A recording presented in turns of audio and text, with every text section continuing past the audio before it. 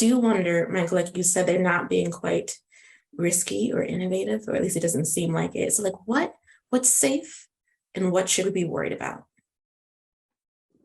It's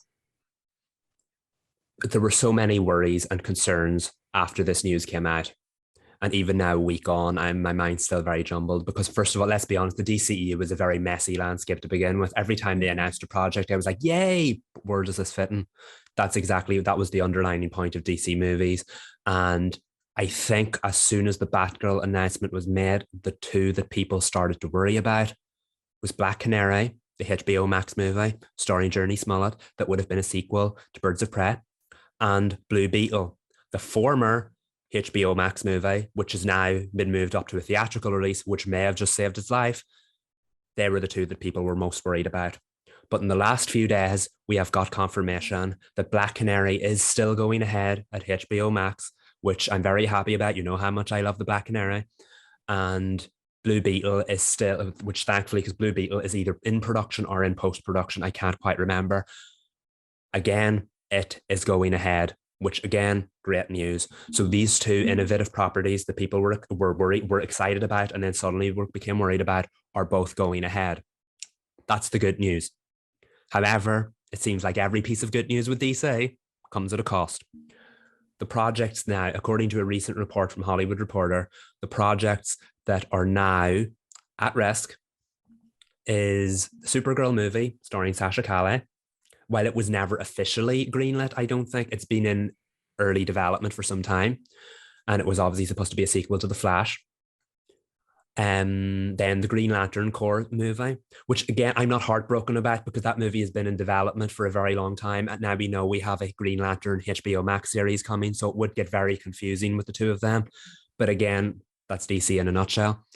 The other ones are Static Shock. I'm disappointed about that. Apparently Static Shock production is stalled on it as well. And there was, because let's be honest, everyone adored the animated series of Static Shock. Everyone loves the comic books. And that again would have been another outside the box. He's not one of the like automatic DC heroes you think of, but he is an incredibly popular one. So everyone loved the idea of seeing a movie with Static Shock. And then the other one, the somewhat divisive Superman movie from J.J. Abrams and Ta-Nehisi Coates that would have dealt with a Black Clark Kent. Everyone thought an incredible step forward for representation, but a lot of people were annoyed with the fact of why did we have to go with a Black Clark Kent when there is a Black Superman in the comics? Could we not have used him instead? So much so that Michael B. Jordan is developing a HBO Max series focused on that Superman. Val Zod is his name.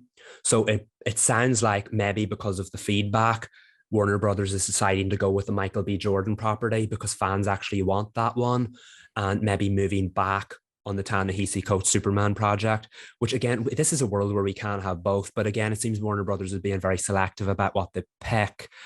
And there have been a lot of rumors that they want to bring Henry Cavill's Superman back as the mainstream Superman of the DCEU. So could that be a reason why the Superman movie stalled production? Because of all the projects to get stalled production, a Superman movie is a very, very strange one.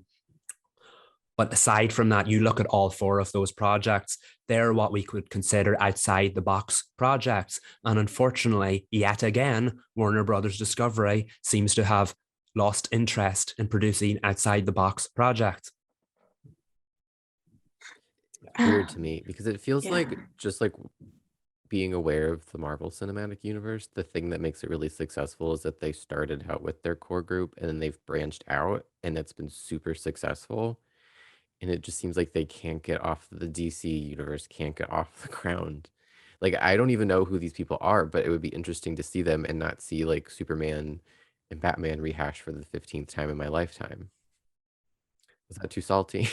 No. I'm just like, Tell it like it is. Like, who is Blue Beetle? I don't know who he is or she, and I want to know who they are. That's it. Blue Beetle is one of the most popular younger DC characters, and my knowledge is not as up to date as it should be because I haven't watched Young Justice in a very long time. But Are they blue and a beetle?